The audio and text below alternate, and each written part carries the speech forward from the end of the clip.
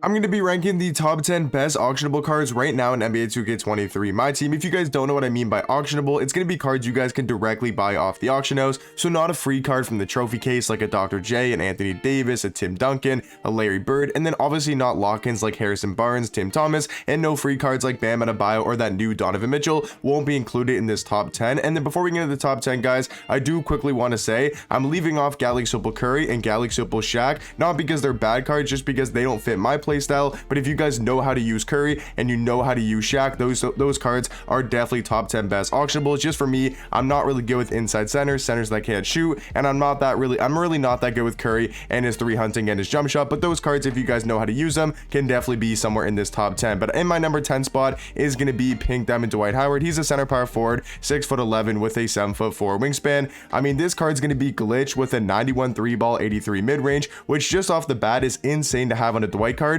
because take a look at the rest of the stats. 88 speed, 88 acceleration, 95 vertical, 95 strength. He's going to be a great all-around defender, 95 block, 95 interior defense, 84 perimeter, 85 lateral quickness with an 82 steal, and then he's going to be dunking on everybody with a 95 driving dunk, 95 standing dunk. I mean, this card at the power forward position is one of the best auctionable cards in the game, and it's just super glitchy, being 6'11" at the power forward spot with a 91 3-ball and just insane stats all around. So Dwight Howard going to be the 10th best auctionable card. Coming in at my number 9 spot is going to be Pink Diamond Cream. He's a center, 7'2" with a 7'5" wingspan. I do think Cream is now the second best center in the game. He has been the best for a while, but we'll talk about the best center in the game later in the video. Cream obviously still really good though, just like Dwight, going to be a great defender, 92 block, 93 interior defense, 88 steal, 88 lateral quickness with an 82 perimeter. Then he's great at finishing around the basket, 90 standing dunk, 85 driving dunk. He's also super fast for a center, 88 speed, 88 acceleration. And you guys might be saying 63 ball is definitely a little bit low, which it is low, but he has a great jump shot and he can get a ton of good gold shooting badges like catch and shoot, claymore, blinders, green machine,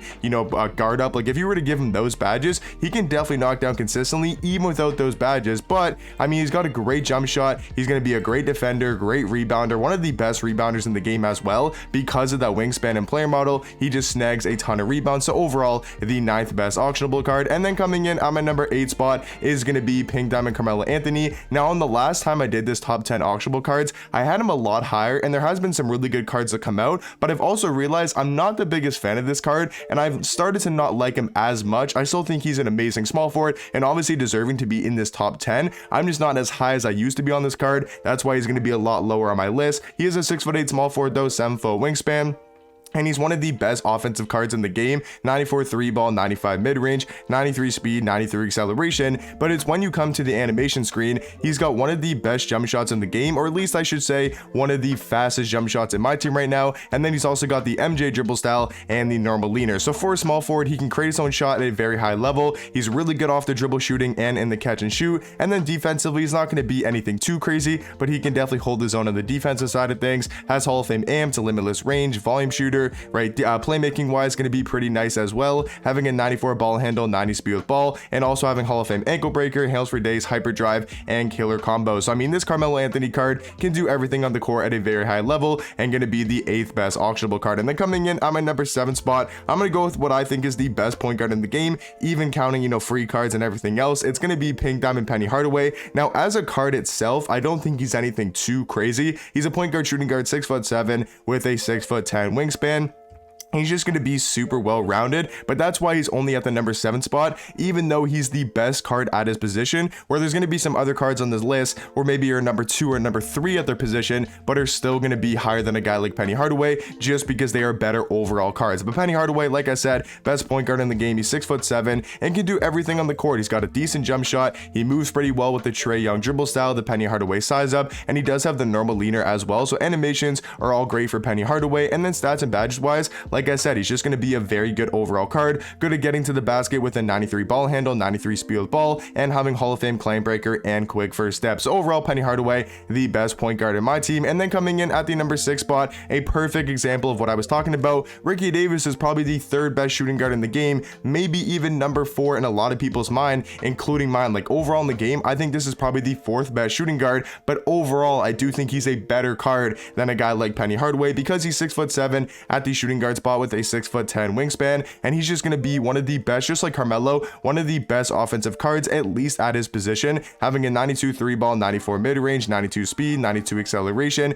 He's going to be a super good slasher with a 95 driving dunk, 95 vertical. Defensively, just like Carmelo, really not going to be the greatest, but can hold his own at the shooting guard spot. Playmaking wise, going to be really good. Hall of Fame clamp breaker, Hall of Fame quick first step, which are probably the two best badges in the game right now, or at least two of the most important badges to have. He's also got some really good gold shooting badges, including limitless range, blinders, catch and shoot, agent 3, claymore, guard up, and then does have Hall of Fame amped, deadeye, and volume shooter as well. But the crazy thing and the best thing about Ricky Davis is when you come to the animation screen, he's got the Oscar Robinson upper, which is one of the best uppers in the game right now, and that's going to be on quick timing. So he's got a super fast jump shot, he's got the best dribble style in the game, the MJ dribble style, and he does have the normal leaner as well. So I mean, this card can do everything on the court at a super high level. That is definitely what he's on the court to do, is going to be the score of the basketball, and he does that at a very high level. Now halfway into my list here, guys, at the number 5 spot is going to be the new pink diamond tis the season LeBron. Obviously the nightmare version is very similar, but this tis the season one is a decent amount better in my opinion. He's 6'9" with a 7-foot wingspan, can obviously play the small forward and power forward position, but LeBron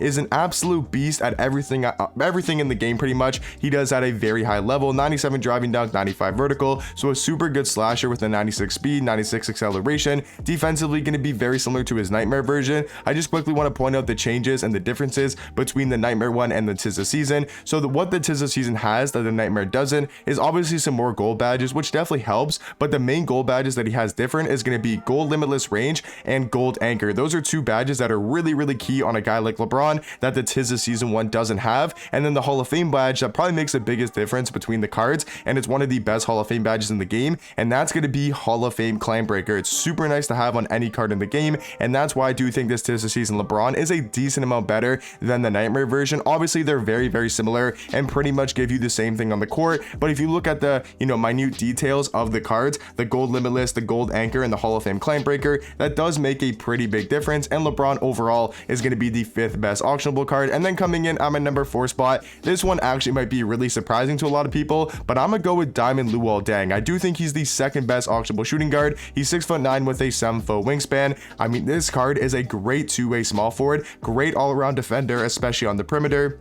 He can knock down threes at a very high level, having a 93 ball, 90 mid-range. It's when you come to the animation screen is when you can tell this card's going to be super elite. He's got a great overall jump shot with that D-Mitch base on quick timing, so it's a super fast jump shot. And then he's got some really good dribble sigs. He's got the MJ dribble style, the Donovan Mitchell size up, he's got the Kevin Durant escape, and overall this card's movement is really nice. He's got a super quick and great jump shot. He's a great defender. I mean, I think he's probably the 2nd best auctionable shooting guard, right behind Pink Diamond Kobe Bryant from obviously the tis the season set, who is going to be the 3rd best auctionable card. I think Kobe and Luol Deng is definitely a very close debate. I do think Kobe's just a little bit more well-rounded, being a tiny bit better on the offensive end. So he's 6'6" with a 6'11" wingspan. I mean, this Kobe card is basically perfect stats and badges wise. Like, I can't really think of any flaws when you look at a guy like Kobe Bryant. I mean, great defender, great at going to the basket. He's got his jump shot on quick timing. I mean, this card's just super elite, probably the 2nd best shooting guard overall in my team, and the best auctionable shooting guard. Now for number 2 and number 1, I do think it is very close,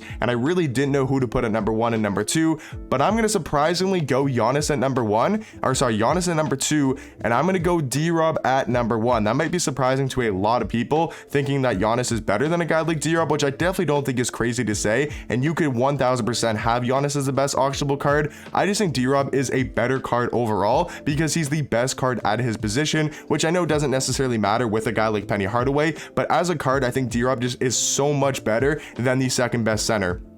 For example, I think D-Rob is a lot better than a guy like Kareem, where Giannis really isn't that much better than guys like even Dwight Howard, Anthony Davis, right? We're getting that new Sean Kemp, Tim Duncan. Like, those are so many good power forwards that are kind of close to Giannis, and some people would put Anthony Davis or Tim Duncan over a guy like Giannis, where I feel like D-Rob, a lot of people do think he's the best center in the game and a decent amount better than guys like Shaq and Kareem. So that's my reasoning for D-Rob over Giannis, but I definitely think it's really close. But let me know in the comment section down below, what do you guys think about my top 10 best auctionable cards? And I'll catch you guys in the next one. Peace.